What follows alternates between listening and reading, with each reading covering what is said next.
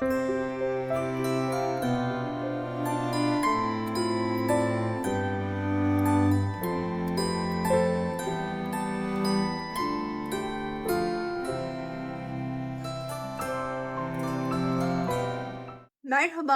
ben Damla Aktuman. Gorgeous Örgü kanalıma hoş geldiniz. Bu videoda sizlerle beraber isterseniz süeter olarak kullanabileceğiniz ya da dilerseniz sadece bluz olarak giyebileceğiniz bir parça örüyoruz.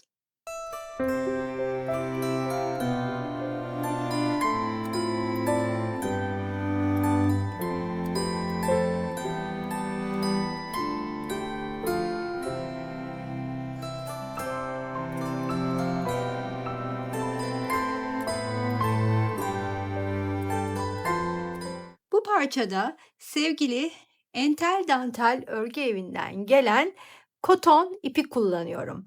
Bu koton ipin içinde böyle minik minik, renk parçacıkları var. Oldukça yumuşak ve, örmesi keyifli bir ip. Canı gönülden deneyimlemenizi tavsiye ederim. Sizler de Entel Dantel Örgü Evi'nden sipariş oluşturarak keyifle örebilirsiniz ya da dilediğiniz herhangi bir ipi kullanarak da benim örmüş olduğum projeyi çalışabilirsiniz. Ben bu projede bu iple 2,75 milim tığımı kullanıyorum. Videoya kısa bir ara. Öncelikle şu yandan akan kıymetli isimlere yani katıl aileme canı gönülden teşekkür etmek istiyorum. Çoğu aileme uzun zamandır dahil ya da yeni katılan dostlar var. Her biriniz iyi ki varsınız. Siz sevgili dostlar katıla dahil olup bana destek olmak isterseniz katıl butonunu hemen videonun altında bulabilirsiniz. Oraya tıklayarak kendiniz için uygun olan seçeneği tercih edebilirsiniz. İlginize çok teşekkür ediyorum. İyi ki varsınız. Bu proje için, birleştirmesini an be an, tek tek beraber yapamayacağımız için, çapraz motiflerde anlatım birazcık daha zor oluyor. Şöyle bir şablon çıkardım. Şablon, parlama yapıyordur. Direkt kağıtla göstermek istiyorum size. Şöyle göstereceğim. Hatta sizlerin bu şablonun ekran görüntüsünü almanızı tavsiye edeceğim. Bunun üzerinden ilerleyerek ve benim anlatımlarımı takip ederek çok kolaylıkla yapabileceğinizi düşünüyorum. Bu süveter için, 36'dan 40 bedene kadar uyumlu olacaktır. Bu arada, videonun sonunda beden büyütme fikirlerini de dilim döndüğünce bırakmaya çalışacağım. Toplamda bizim zaten şablonda da görüldüğü üzere 38 tane tam motife ihtiyacımız var. 15 tane de yarım motife ihtiyacımız var. Bu 38 tane tam motifimizi şu şekilde örüp hazırlarken 15 tane yarım motifimizi de bu şekilde hazırlıyor olacağız. Bu süveterimizin yapımına ilk olarak motifleri göstererek başlayacağım. Hem tam motifi hem yarım motifi. Sonrasında ise ben bu süveterin ön kısmını ki ön kısmının arkadan farkı nedir derseniz şablonda gördüğünüz üzere ön kısmında yaka açıklığı varken arka kısımda bir yarım motifli ense kapatılmış durumda. Ben ön kısmını ördüm. Eğer buraya yarım motifimi yerleştirseydim şayet arka parçada olabilirdi aynı zamanda. Ve şablonun ekran görüntüsünü alabileceğiniz gibi sizlere tavsiyem bu ön parçanın birleştirilmiş halinin de ekran görüntüsünü almanız olacak. Hatta şöyle tam alabilmeniz için kadrajı da ayarlamaya çalışıyorum. Bu ekran görüntüsü birleştirme sırasında gerçekten çok faydalı. Şimdi, eee hemen motifin yapımına başlayalım istiyorum. Ancak hala kanalıma abone değilseniz videonun altında bulunan abone ol tuşuna basıp kanalıma ücretsiz bir şekilde destek vereceğinizi hatırlatmak isterim. Desteğiniz benim için gerçekten çok kıymetli. Kanalımın sürekliliği açısından motivasyonumu her daim yüksek tutmakta. Öyleyse hemen önüme açıyorum. Kadrajı da yaklaştırarak motifleri biraz daha yakından göstermek istiyorum. Yine her zaman olduğu gibi sihirli halka içine çalışarak başlayacağız. Eee 2, 4, 6, 8 tane ikili trabzan öreceğiz. 8 tane ikili trabzanımızın, aralarına, eee, bir zincir çekerek oluşturacağımız boşlukları hazırlayacağız ki bir üst sıraya çıktığımızda da bademli fıstıklarımızı, evet, içine çalışabilelim diye. Hemen şöyle parmağıma doluyorum. Sihirli halka içine çalışacağım. Sizler dilerseniz zincir çekerek de yuva oluşturabilirsiniz. Hemen ilmeğimi çıkartıp bir kilitledim. Şöyle yükselip yalancı trabzanım ile başlıyorum. Burada da 3 zincir çekerek yükselebilirsiniz. Arada bir zincirim var. Hemen yanına bir adet ikili trabzan daha örüyorum. Bir zincir, ikili trabzan, 8 adete kadar şurayı da küçültelim. Örmeye devam ediyoruz.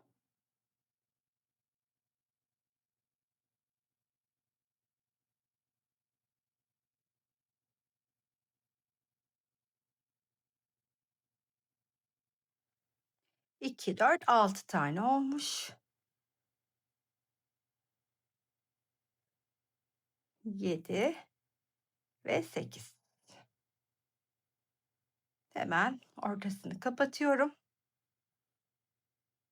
Bir zincirimi çekip buradaki ilk trabzanımın tepesine gelirken arkadan da ipi tığımın üstüne alıp parmağımdan gelen ipi kaydırarak çıkartıyorum. Hemen yan boşluğa ipimi kaydırarak geliyorum ve buraya köşe yaparak başlayacağız. Yani aslında ikinci sıramızda minik köşelerimiz var. Yani bir boşluğun içine fıstıklarımdan 2 grup yaparken hemen yanındaki boşluğun içine tek grup çalışıyor olacağım. Şimdi şöyle bir zincir çekip yükseliyorum. Tığın üstüne ipimi alıyorum. Boşluğun içine batıyorum. Yine yükseliyorum.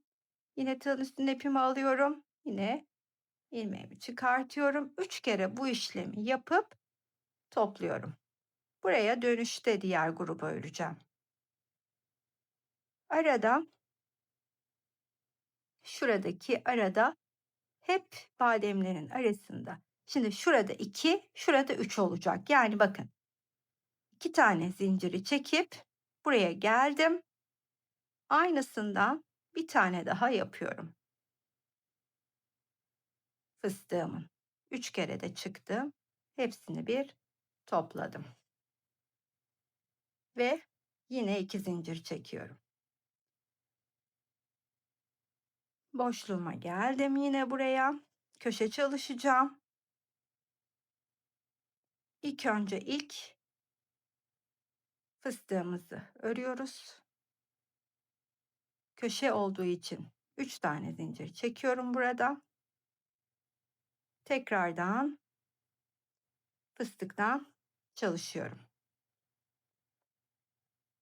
Hepsini bir toplayıp yan boşluğa geçerken 2 zincir çekiyorum.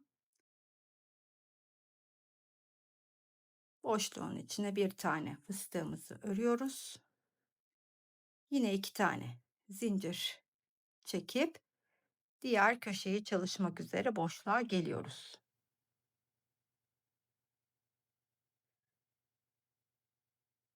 Fıstığımızı örüp 3 tane zincir, boşluğun içine hemen yine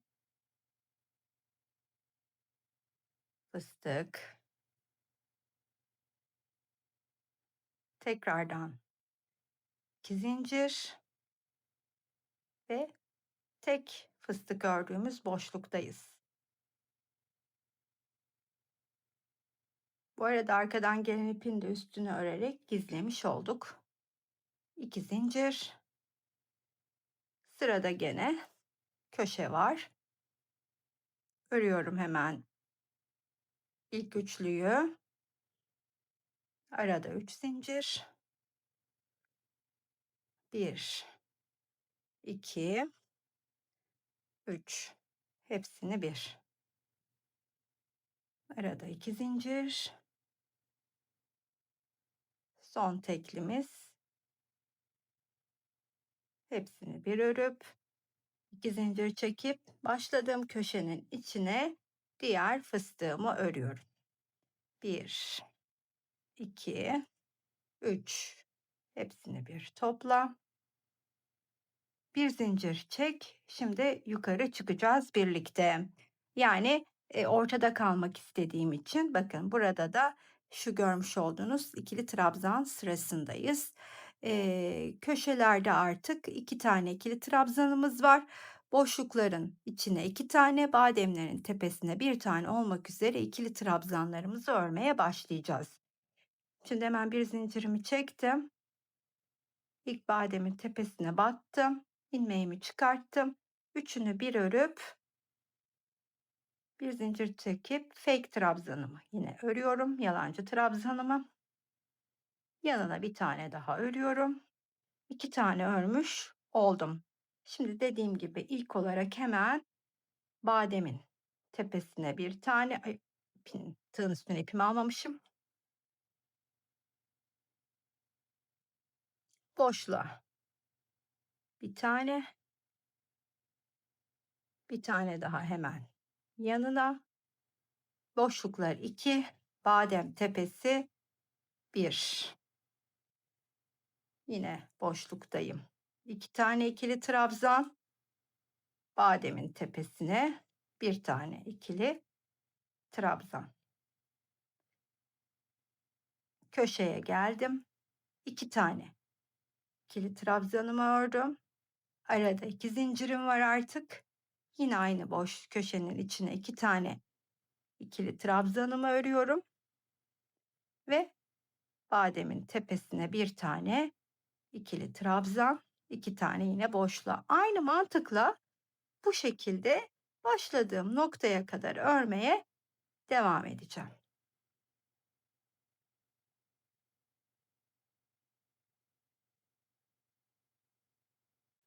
Sona doğru yaklaştığımda başladığım boşluğun içine yine 2 tane ikili trabzanımı yapıyorum ve son sıra için bir zincir çekip tığın üstüne ipimi alıyorum. İlk trabzana batıp üçünü bir örerek yukarı çıkacağım yine yalancı trabzanımla. Bunun için de bir zincir çekip yükseldim. Döndürüp tığımın üstüne aldım. Boşluğa battım, ilmeğimi çıkardım. Önce bunu, sonra arkadan hemen ilkini ördüm. Yanına ikinci ikili trabzanımı da ördükten sonra artık bir zincir, bir trabzana atla, diğer trabzanın tepesine bir ikili trabzan ör mantığı ile tamamlayacağım. Atla, ikili trabzan. Bir zincir, atla, ikili trabzan. Bir zincir, atla, yine atla, bir zincir, atla, köşedeyim. Köşeye geldiğimde 2 tane ikili trabzan, 2 zincir ve yine 2 tane ikili trabzan aynı boşluğa örüyorum ve aynı mantıkla başladığım noktaya kadar örmeye devam ediyorum. Atladım.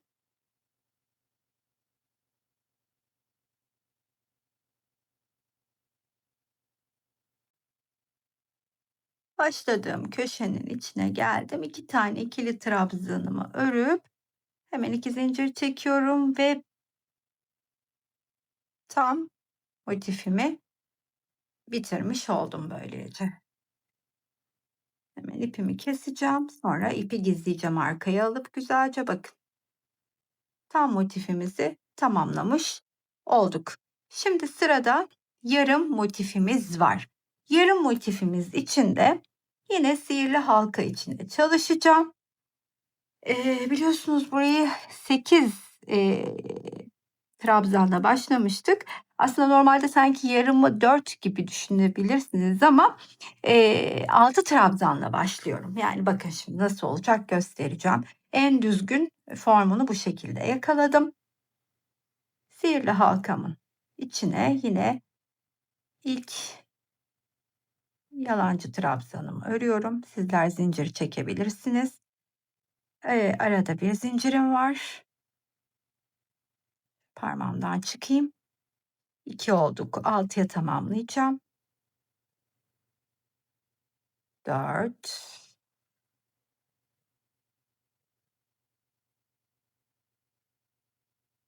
5 ve 6. Şimdi burayı sıkıştırıyorum ve hemen, tabii bu, yarım motifleri tek yüzle değil, önlü arkalı ördüğümüz için, hani, aynı zamanda bir önden bir arkadan tersinden de örüyor olacağız. Bunun için de şimdi ilk olarak, bulunduğum noktada bakın şimdi 1, 2, 3, 4 zincir çekip yükseliyorum ve dönüyorum. Döndüğüm gibi dönmüş olduğum boşluğun içine badem çalışacağım. Bademimi, badem değil fıstık. En çok badem çalıştığımız için ağzım ona alışmış herhalde. Fıstığımı çalışıyorum. 2 zincirimi çekiyorum. Yine buraya gelip diğer fıstığımı çalışıyorum.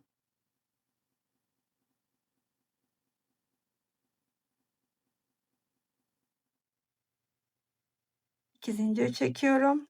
Şimdi tepe noktasında yani şuradaki bademlerdeyim. Yani bu da demek oluyor ki bu boşluğun içine 2 tane fıstık çalışıp arada 3 de zincir çekeceğim. Bu bir, 1, 2, 3. Battım boşluğun içine. 2, 3 ördüm. İkincisini de ve 2 zincir çekip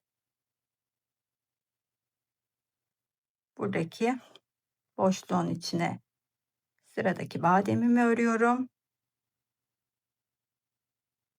Yine 2 tane zincirimi çekeceğim ve diğer bademimi öreceğim. Şu boşluğun içine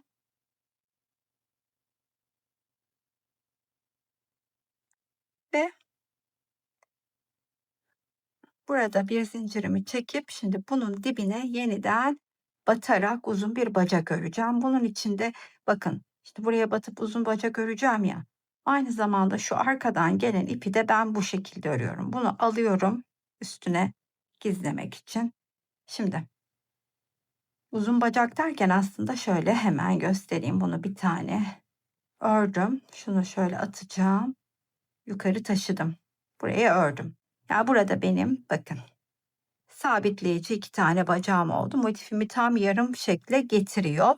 Şimdi burada, 3 tane yine zincir çekerek yükseliyorum. 2, 3 yükseldim. Şimdi bakın şuradaki bacaklarımızı yapıyoruz. Şu anda yükseldik. Hemen ilk boşluğumuzun içine gelip şimdi döndürüyorum.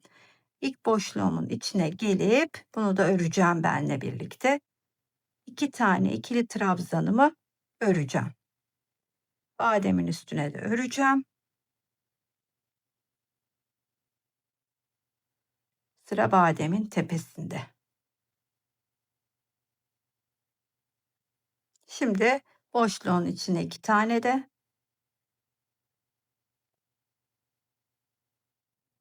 ve bademin tepesinde.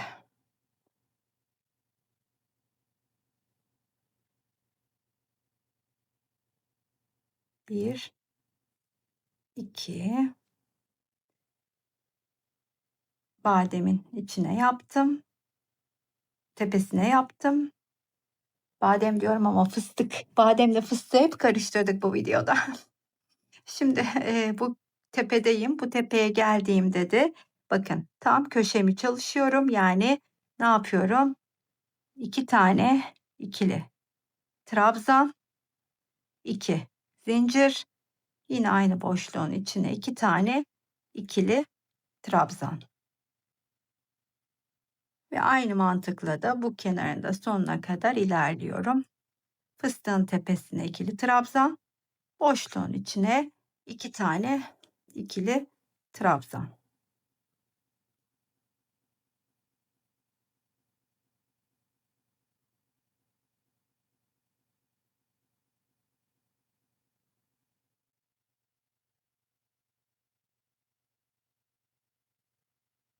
Şimdi birazdan bir üst sıraya yani son sıraya geçeceğiz. Şurayı tepesine örelim. 2 tane de bu boşluğa örüp bir de bacağımızı sabitleyeceğiz burada da şu şekilde bakın. Buna batarak bir ikili trabzan da burada örüyorum. Ve bakın şimdi görüyor musunuz ne kadar güzel yarım motifimiz ilerliyor. Şimdi bu boşluk kısmına da geçtiğimizde yapacağımız işlem Eee, yine zincirle yükseleceğiz, eee, ve köşedeki olduğu gibi şimdi bakın zincirle yükseliyorum, döndürüyorum ve ben burayı benim şu ikisinin arasını köşe boşluğum gibi varsayıp içine 2 tane ikili trabzanımı örüyorum.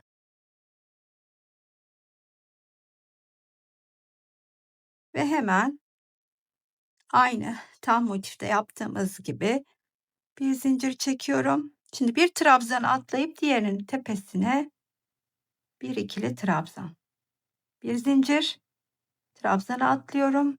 Diğerinin tepesine bir ikili trabzan.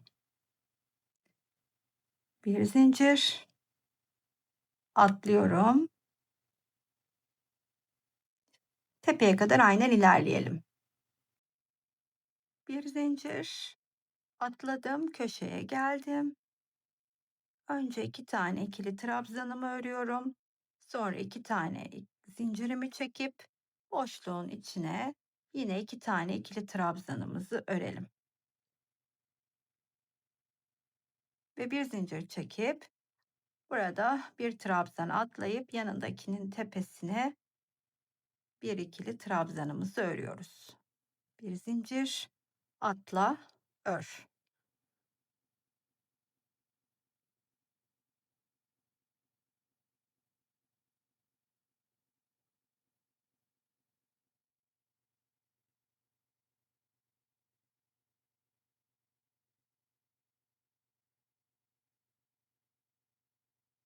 Şimdi buraya geldiğimizde de bir zincir çekiyorum ve hemen bunu atlayıp şu son ikisinin arasına batıp 2 tane ikili trabzanı örüyorum ve burada şu trabzanın tepesine de batıp sabitleyici bacağımı da örüyorum yanına.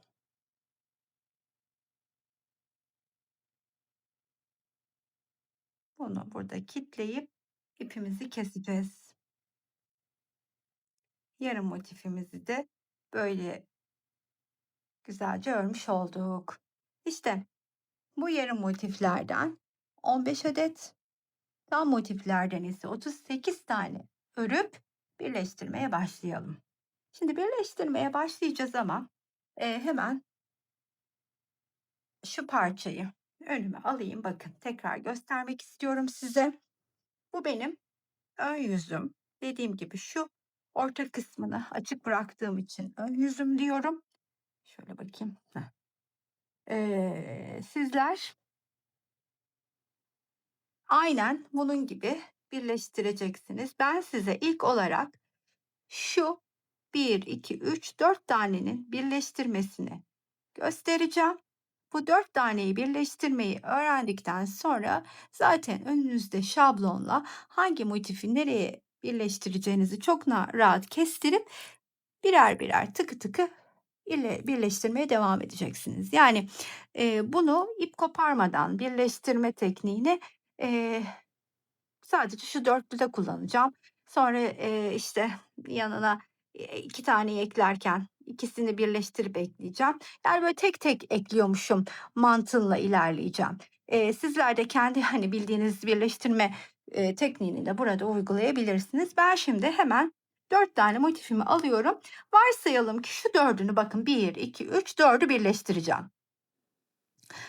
Aslında şöyle de ilerleyebiliriz bakın. Şunu hop, şöylecene birleştirip, yani, şu parçayı, şu 2, 4, 6, 8'li olan parçayı bir bütün halinde de birleştirebiliriz. Ben şimdi oyalanmamak için hemen kısa 4 tane de anlatmak istiyorum ama siz bu şablonu önünüze aldığınızda hangi kısmını, büyük kısmı ip koparmadan birleştirebileceğinizi zaten kestirebileceksiniz. Önemli olan nasıl birleştirme tekniği kullanıyorum, nasıl ilerliyorum? Size onu gösterebilmem. 4 tane motifimi önüme aldım. Şimdi, birleşme mantığını bu 4 tanesini de çözdükten sonra zaten şablonu takip ederek motifleri, yerlerine yerleştireceğiz. İlk tamları yerleştiririz. Sonra ben, hani, yarımı da nasıl yerine oturttuğumu size göstereceğim. Şimdi ben, ilmeğimi çıkarttım. Önce bir tane motifimi alıyorum. 2 kenarını örerek başlayacağım birleştirmeye. Bunun için köşeye geldim. 2 tane köşeye ikili trabzanımı örüyorum. Daha sonra trabzanların tepesine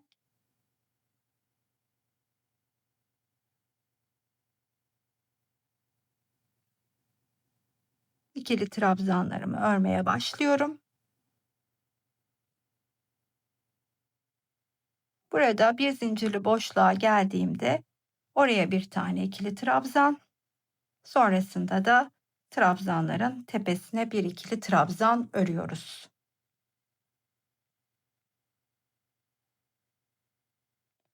Bu şekilde köşeye kadar ilerleyelim.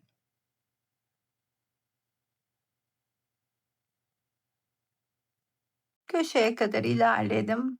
2 tane ikili trabzan ördüm köşede. 2 tane zincir çekip köşenin içine 2 tane ikili trabzan örüyorum.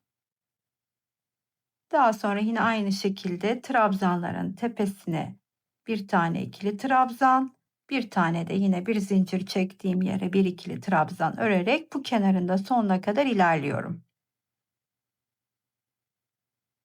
Köşeye kadar gelip 2 tane ikili trabzanımı ördüm. Burada 2 de zincir çekiyorum ve hemen sıradaki motifi alıyorum. Sıradaki motifi aldığımda yeni motifin köşesine ilk olarak hemen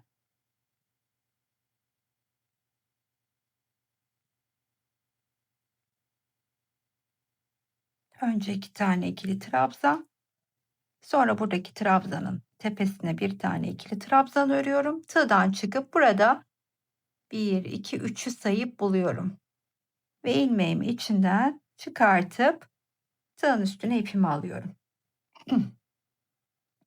Yine burada 3 tane ikili trabzanımı örüyorum.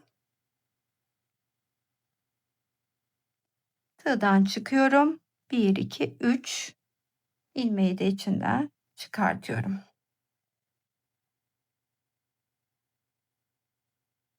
Yine aynen 3 tane ikili trabzanımı örüyorum. Tığdan çıkıyorum. İlmeği içinden çıkartıyorum.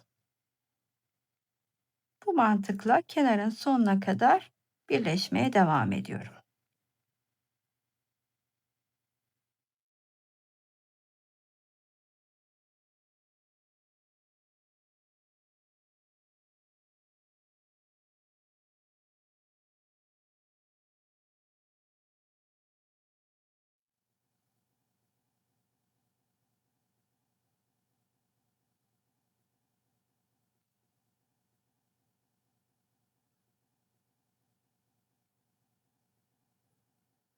Sona geldiğimde burada 2 tane trabzanım kalıyor sadece.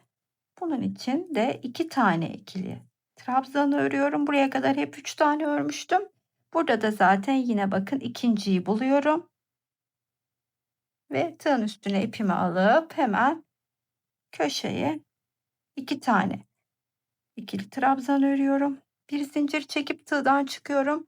Buradaki köşe boşluğunun içinden ilmeğimi çıkartıyorum. Bir zincir çekiyorum ve yine köşenin içine 2 tane ikili trabzanımı örüyorum. Sonrasında trabzanın tepesine bir tane, yine trabzanın tepesine bir tane, bir tane de boşluğa aynı mantıkla, bu birleştirme mantığında burayı öreceğim. Daha sonra burayı öreceğim. Sonrasında döneceğim. Buraya kadar ilerleyeceğim ama şuradaki geçişi birlikte yapalım. Şimdi burasını ve burasını örmeyi zaten birlikte gördük.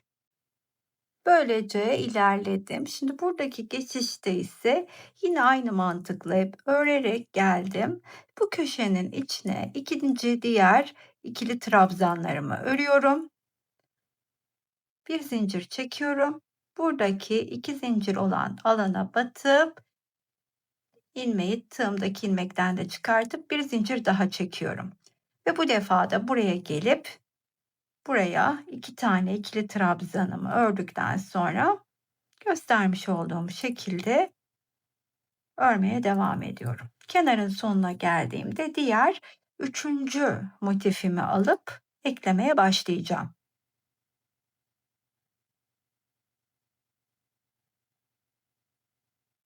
Köşeye geldim. 2 tane ikili trabzanımı ördüm.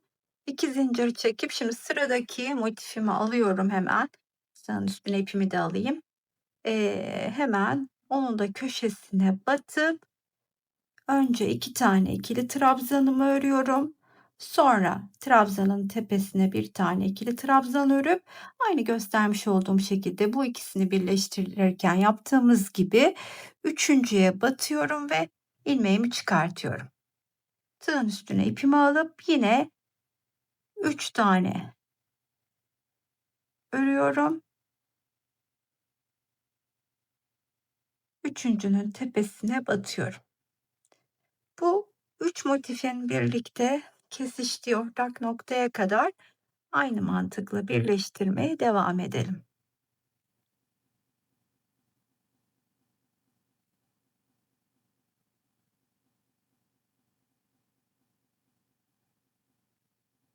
Burada sona doğru geldiğimde 2 taneyi örüp yine bakın hani sonda 2 taneyi birleştiriyorduk.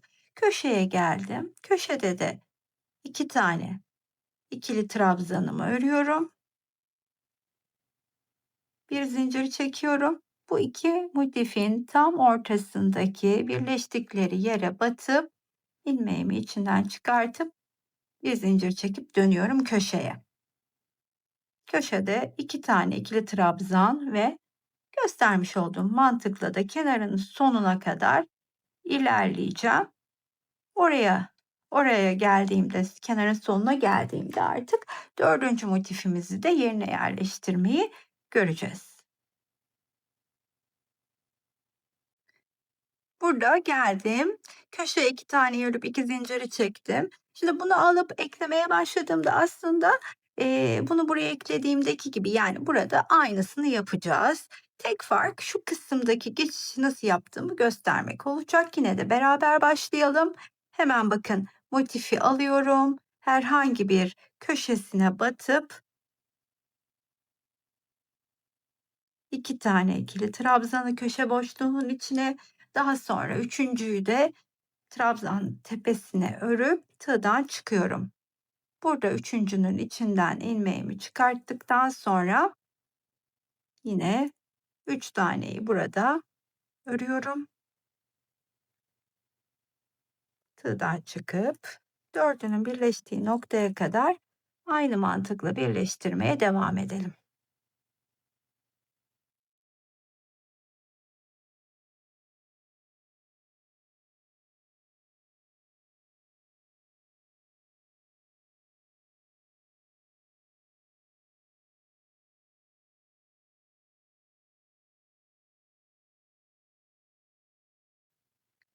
taneyi yine ördüm köşeye gelmeden evvel. Hemen onu da sonla hep 2 biliyorsunuz. Şimdi köşeye geldim. 2 tane ikili trabzanımı örüp bir zincirimi çekiyorum. Bakın batacağım nokta şu 3 motifin tam olarak ortasına, merkezine batıyorum. İlmeğimi de oradan çıkartacağım. Bir zincir çekip bu defa artık bakın bu motifte bu iki kenarı birleştirmişken şimdi artık dördüncü motifte de bu iki kenarı birleştirmemiz gerekiyor. Bunun için de yine her zaman olduğu gibi önce köşenin içine 2 tane ikili trabzanı örüyorum. Sonra trabzanın tepesine tığdan çıkıp üçüncünün tepesine batıyorum. Kenarın sonuna kadar da bu mantıkla birleştirmeye devam edeceğim.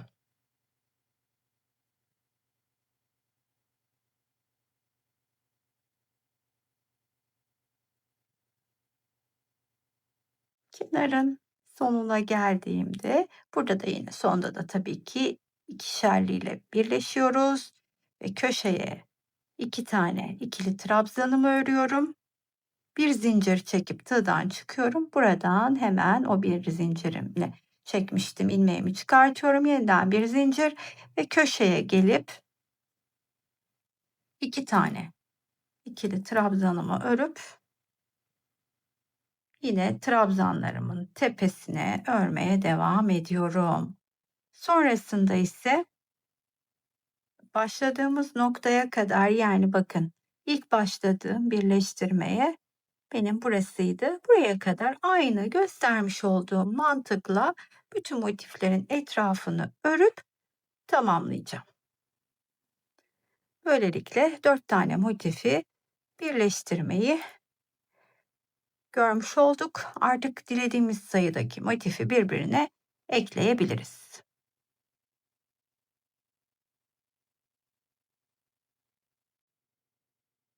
Başladığım köşenin içine geldiğinde de 2 tane ikili trabzanımı örüp 2 zincirimi çekiyorum ve ilk örmüş olduğum trabzanın tepesine de batıp kaydırarak ilmeğimi çıkarttıktan sonra kilitleyip kesiyorum. 4 tane motifimizi böylelikle birbirine eklemiş olduk. Şimdi hemen şu şablonu yeniden önüme alacağım. Bakın şablonda her şey o kadar net ki aslında. Şöyle de aslında fotoğraflayabilirsiniz. Sonra çevirip bakabilirsiniz. Hangisi sizin daha çok kolayınıza gelecekse. Şimdi bu 4 tane motifin şuradaki 4 tane motif olduğunu varsayalım. Şimdi diğer dörtlüyü de onun altına birleştireceğiz. Sonra 3 tane buraya, 3 tane buraya birleştirip tekliler var. Onları birleştireceğiz. Tek tek üçlü yani her şekilde birleştirebiliriz. Şöyle göstereyim. Bunun üstünde de göstereyim. Birazcık açalım. Bakın bu varsayalım hemen. Bunun olduğunu varsayalım. Şimdi buraya 4 tane daha yapacağız. Yani siz bu ekran görüntüsü aldığınızda göstermiş olduğum şekilde aynı bu parçadan örüp gelin. 2 tane bu parçadan olsun. Sonra yan motiflerimizle birlikte, birbirlerine şu ve şu motiflerimiz tam motif olacak.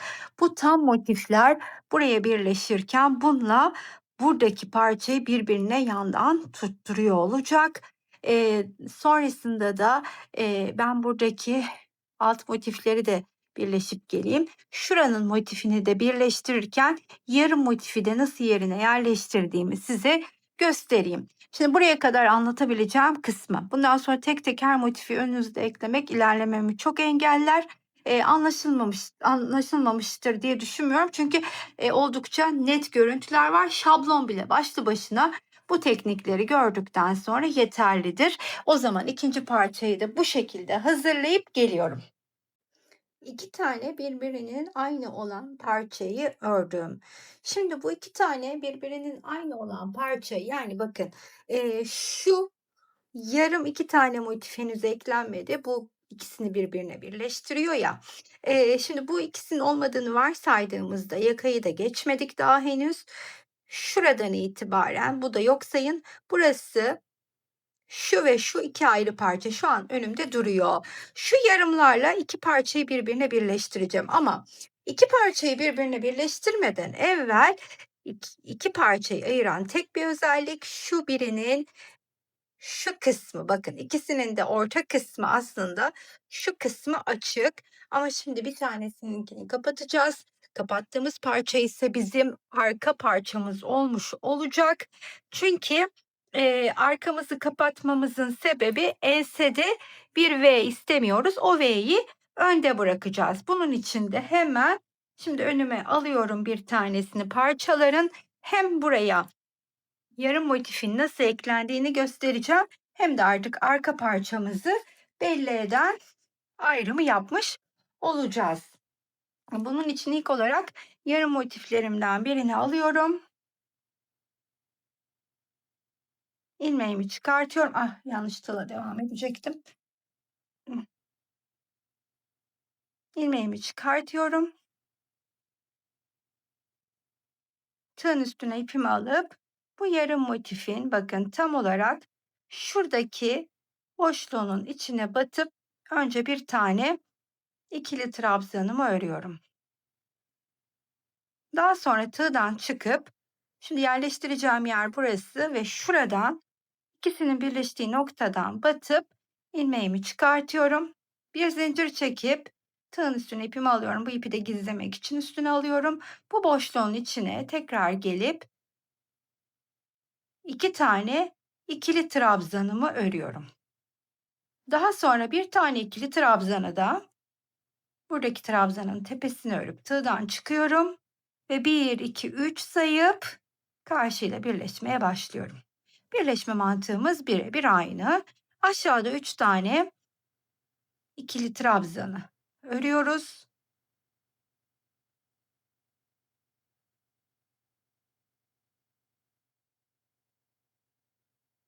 Tığdan çıkıp yukarıda 3'ü sayıyorum. İçinden geçiriyorum.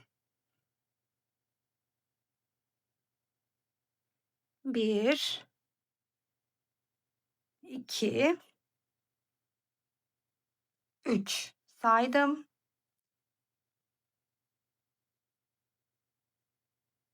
Yukarıda da 3'ü saydım. Şu tepeye kadar da aynı mantıkla ilerleyelim. Tepeye yaklaştığımda buraya gelip tepenin içine 2 tane ikili trabzanımı örüp bir zincir çekiyorum. Tığdan çıkıp buradaki tam orta noktaya batıp ilmeğimi içinden çıkarttıktan sonra bir zincir çekiyorum. Buradaki boşluğun içine 2 tane daha ikili trabzanımı örüp bir de trabzanın tepesini ördükten sonra bu taraftaki motifin üçüncü trabzanını 1 2 3 bulup tepesine batıp birleşmeye başlıyorum. Bunu da sonuna kadar kenarın aynı mantıkla birleştirelim.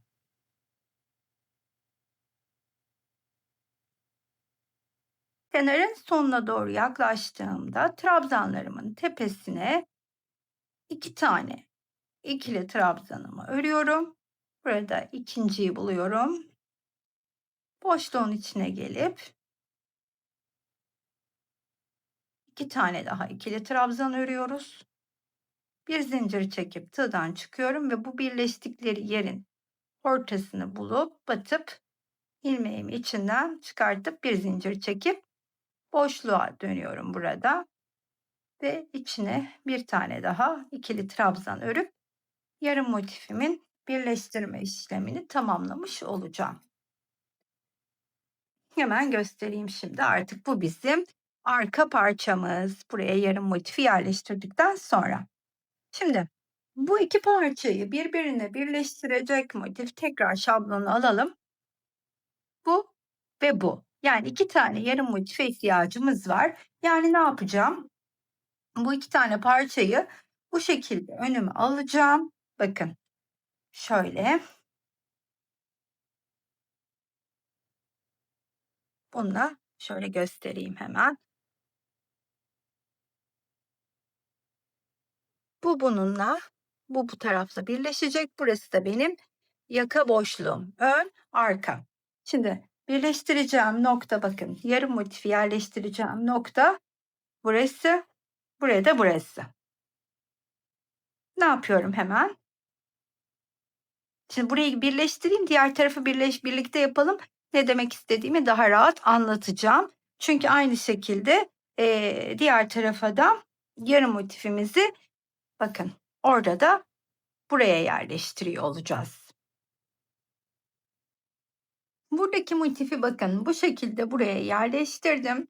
Şimdi aynı şekilde diğer tarafına da yerleştireceğim. Şöyle bakın önüme aldım. Yerleştireceğim nokta burası. Tekrar şablonda göstereyim.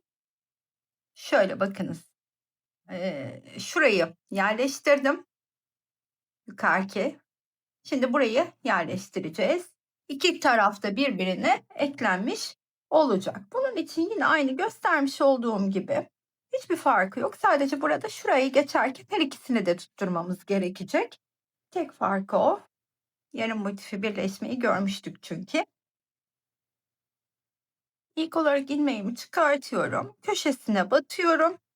Şuradaki boşluğa ilmeğimi çıkarttıktan sonra trabzanımızı örüyoruz. İlk trabzanı. Daha sonra tığdan çıkıyorum ve bakın burada şu kısma batıp şu kısma tam olarak batıp birleşiyorum. Ve tığın üstüne ipimi alıyorum. Bu ipi de alıp gizleyeceğim. Köşenin içine önce 2 taneyi, daha sonra da trabzanın tepesine üçüncüyü örüp tığdan çıkıyorum ve burada üçüncünün tepesinden ilmeğimi çıkartıyorum. Şu üst kısma kadar aynı göstermiş olduğum şekilde birleştirelim.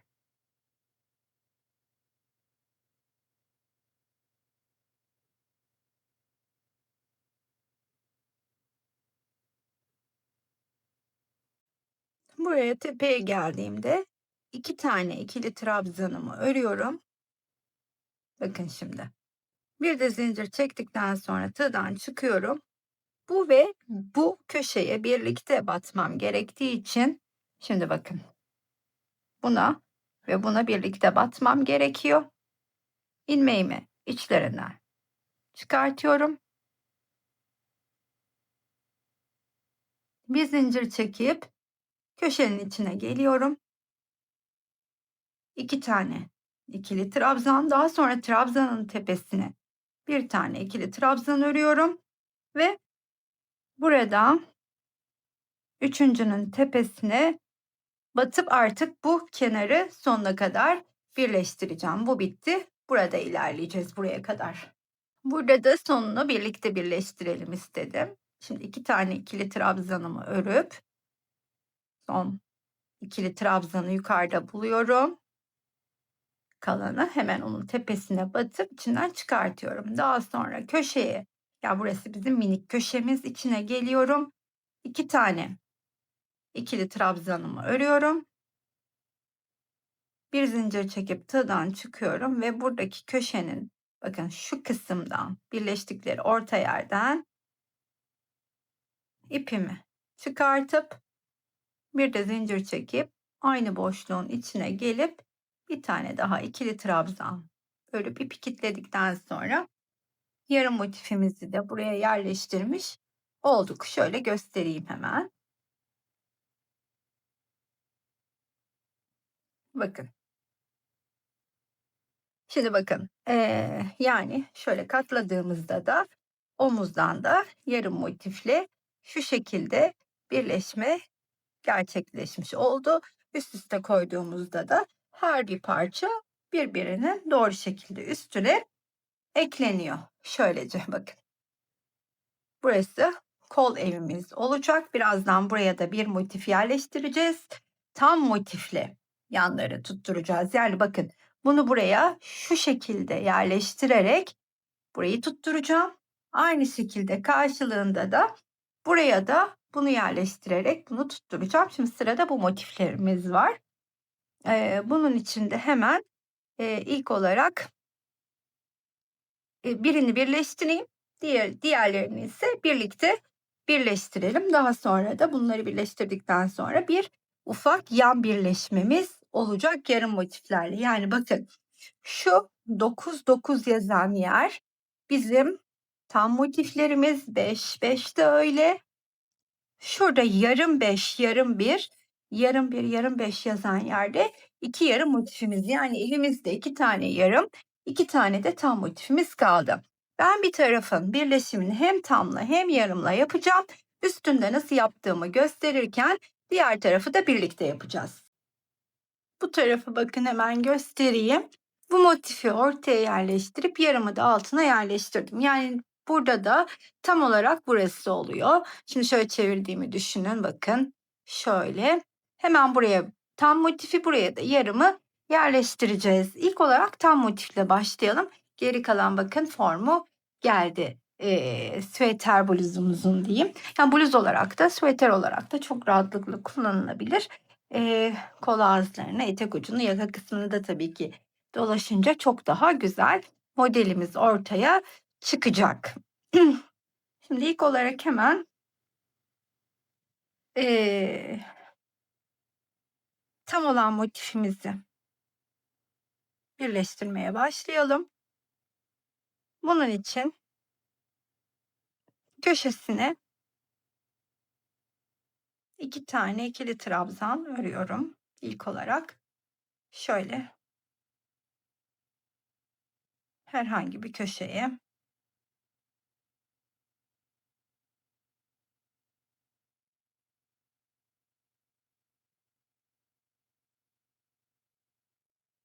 Hatta, eee, buradaki üçüncüyü de örüyorum. Birleşerek direkt başlayacağım.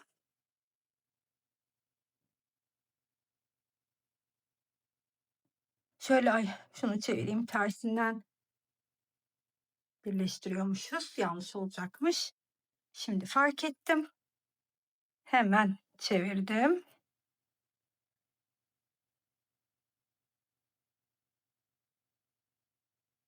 ve bakın, yerleştireceğim yeri tekrar üstünde göstermek istiyorum size. Önüme aldım. Bakın şurası, yani şu, sonra burayla birleşip arkadaki şu köşe. Burada, eee, 3'ünü ördüm. Burada bakın, 1, 2, 3'ü sayıyorum. Bu tarafı dönüşte bitirirken tamamlayacağım.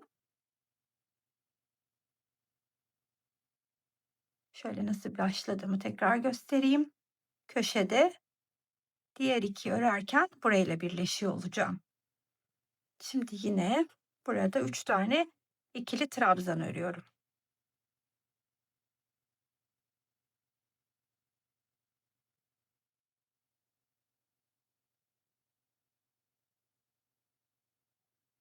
Bir 2 3.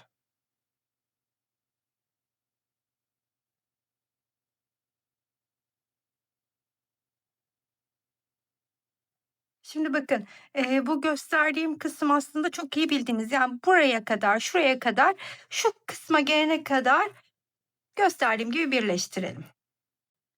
Bu kenarın sonuna doğru yaklaştığımda köşenin içine 2 tane ikili trabzanımı örüp bir zincir çekiyorum. Ortadan çıkıyorum bakın. Hem bu köşeden hem de arkadaki köşeden, motifin köşesinden batıp ilmeğimi çıkarttıktan sonra bir zincir çekiyorum ve bu köşenin içine gelip önce 2 tane ikili trabzanımı, sonra trabzanımın tepesine batıp üçüncü trabzanımı örüyorum. Bu defa artık bu arkadaki motifin kenarıyla birleşmeye başlıyorum. Hemen sayıyorum burada da. 1 2 üçüncü bacağı bulup içinden geçirdim.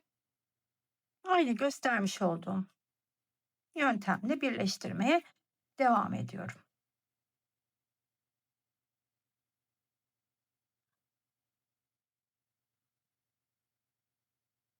Bakın, şimdi iki kenar kaldı birleşecek. Bu bununla, şöyle göstereyim hemen. Bu bununla birleşecek ve bu kenarı da bununla, şimdi bu bununla birleşiyor, devam ediyor. Bu da bununla buraya kadar birleşip tamamlanacak. Buraya kadar geleyim. Buradan da böyle devam edeceğim. Burada son kısma kadar geldim. Buraya geldiğimde bakın şimdi. Bu köşenin içine öyle 2 tane örerek başlamıştık ya. Şimdi burada yine 2 taneyi ördüm. Şimdi ilmeğimi içinden çıkartıyorum. Şu 2 köşeyi alıyorum. Bakın şu 2 köşeyi aldım karşılıklı. İlmeğimi içinden tekrar çıkartacağım. Burada bir zincir çekeceğim.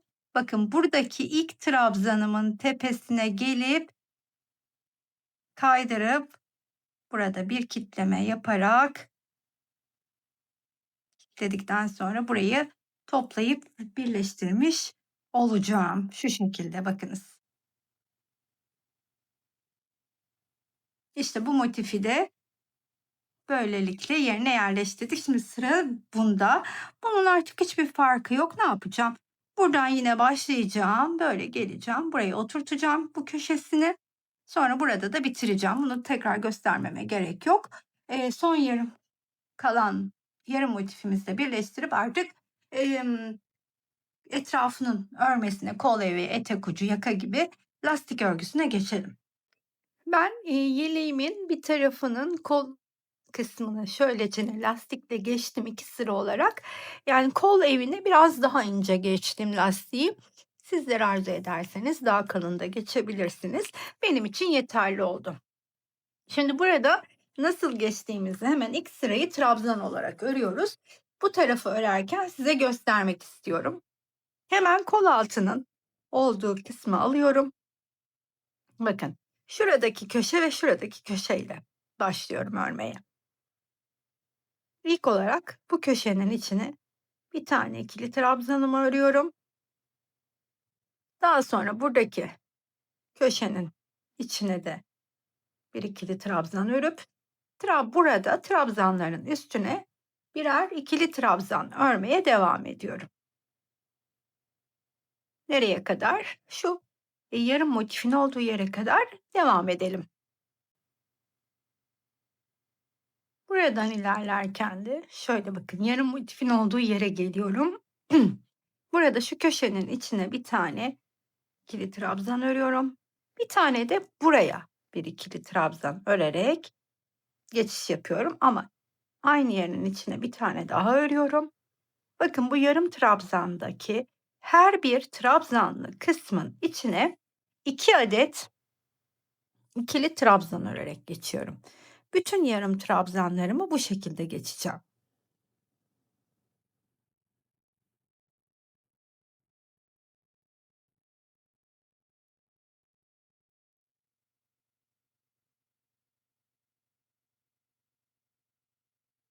Şimdi bakın burada da öyle.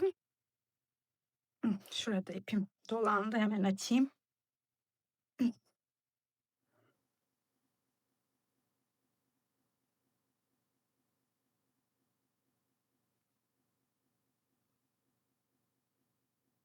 Ve şurada tam sihirli halka ördüğüm yerin orta kısmı var. Oraya da batıp bir tane örüyorum. Ve aynı bu tarafını ördüğüm gibi yarım motifin bu tarafını da örerek ilerliyorum. Yani her bir trabzanlı yuvanın içine 2 tane ikili trabzan.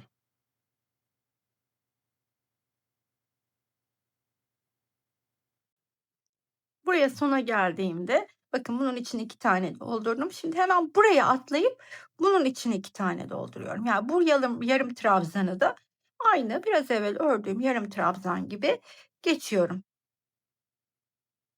İşte aslında örme kısmım bu şekilde ilerleyecek. Başladığım noktaya kadar ilk sırada trabzanlarımı bu şekilde geçiyorum.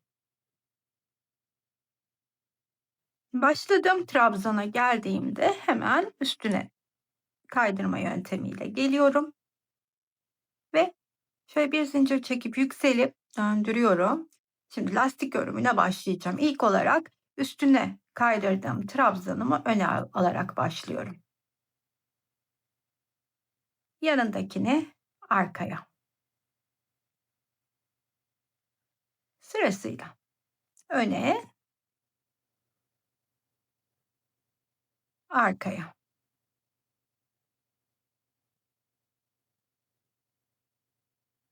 öne, arkaya. Bu şekilde lastik örümüne devam ederek başladığım noktaya kadar ilerliyorum. 2 sıra halinde öreceğim dediğim gibi kol etrafını.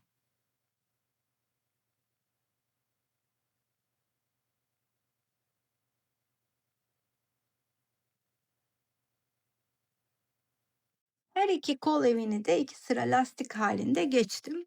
Şimdi, yakayla etek ucu kaldı. Yakadan başlayalım istiyorum.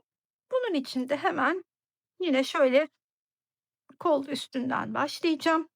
Aynı, kol evinde yaptığımı tekrarlayacağım. Hiçbir farkı yok. Yine de birlikte başlayalım istedim. Burada farklı olarak kol evinde 2 sıra örmüştüm lastiğimi. Yakada 3 sıra örmeyi planlıyorum.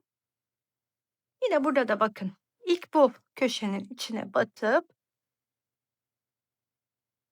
bir tane ikili trabzan örüp daha sonra diğer köşeye geliyorum ve onun içine de batıp bir ikili trabzan örüyorum. Sırasıyla burada başlıyorum trabzanların üstüne örmeye. Eee, Trabzanların üstüne öreceğim. Burada, bir tek arka ortada yarım trabzan var. Onu da geçişini nasıl yaptığımı zaten göstermiştim. Buralara geldiğimde bir tane buraya ikili trabzan, bir tane de buraya ikili trabzan örüp ilerleyeceğim. Farklı hiçbir şey yok. İkinci sıraya geçip aynı kol evinde olduğu gibi lastik örümüne başlayacağım. Üçüncü sırada da ikinci sırada ne ördümse ben artık sıra kendini gösteriyor olacak. Öndekini önden, arkadakini arkadan örerek devam edeceğim. Eee, Anlaşılmayacak bir şey yok diye tahmin ediyorum. Ben şimdi yakayı tamamlayıp geleyim, üstünde göstereyim tekrardan anlattıklarımı ne şekilde yaptığımı. Yakamızı da 3 sıra lastik halinde ördükten sonra tamamladım. Şimdi sırada eteği örmek var. Etek kısmı ise hep yarım motiflerden oluşuyor. Aslında yarım motifleri nasıl geçtiğimi gösterdim ama şöyle yine de birlikte başlayalım. Çünkü şuradaki geçişlerde bir buraya yani şurada da bir minik atraksiyonum var. Onu da göstereyim istedim. Benim yaptığım gibi siz de yapın istediğim için. Hemen şöyle herhangi bir trabzan boşluğundan başlıyorum.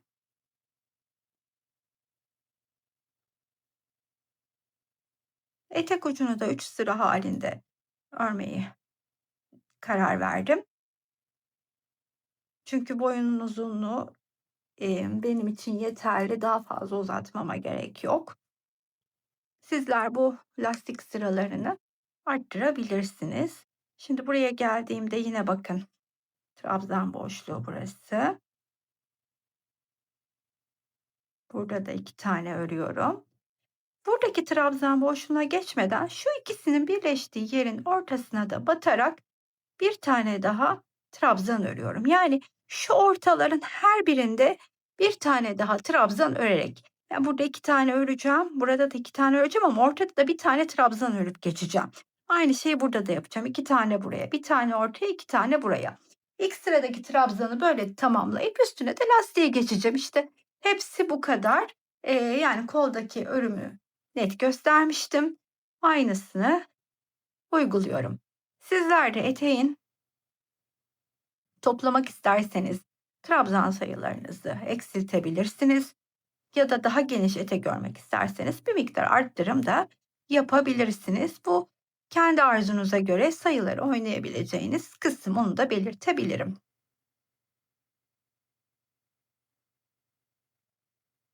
Şimdi bakın şurayı da birlikte geçelim istedim bir kez daha.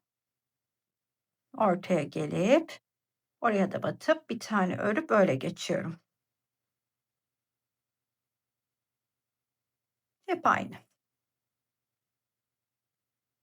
Evet efendim, en sevdiğimiz kısım finale yine geldik. Süveterimizin etek ucunu da 3 sıra örerek tamamladım. Şöyle önüme aldığımda toplam 50 santim yapıyor.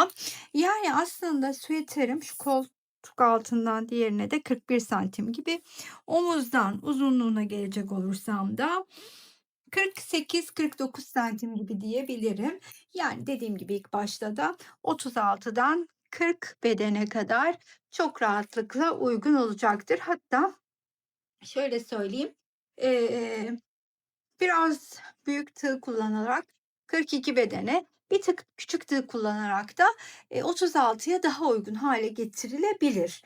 Ama 42 beden üstü hanımlar nasıl, hazırlayacaklar? Ben şu şekilde büyütmeyi tavsiye ederim. Şu kısımda ördüğümüz trabzan sırasının üstüne bir sıra daha aynısından örmenizi tavsiye ederim. Modeli en rahat o şekilde bozmadan büyütebiliriz diye düşünüyorum. Çünkü son sırasında büyütme yaptığımızda trabzan yerine kafes, kafes yerine trabzan gelecektir. Toplamda 280 gram ip gitti bu süveter için. Gömleklerin, kazakların üstüne giyip kombinleyebileceğiniz gibi tek başına, bluz olarak da çok rahatlıkla kullanabileceğiniz bir model oldu bence. Benim çok hoşuma gitti. Öncelikle tekrardan bu güzel ipi deneyimleme fırsatını veren Entel Dantel Örgü Evi'ne bir kez daha teşekkür etmek istiyorum. Sizler de gönül rahatlığıyla siparişlerinizi oluşturabilirsiniz. Umarım anlaşılır ve güzel bir video olmuştur sizler için de. Her zaman olduğu gibi sevdiğinizse bir kalbinizi istiyor olacağım. Buraya kadar izleyen herkese çok teşekkür ediyorum. Sıradaki videolarda görüşmek üzere. Hoşça kalın arkadaşlar.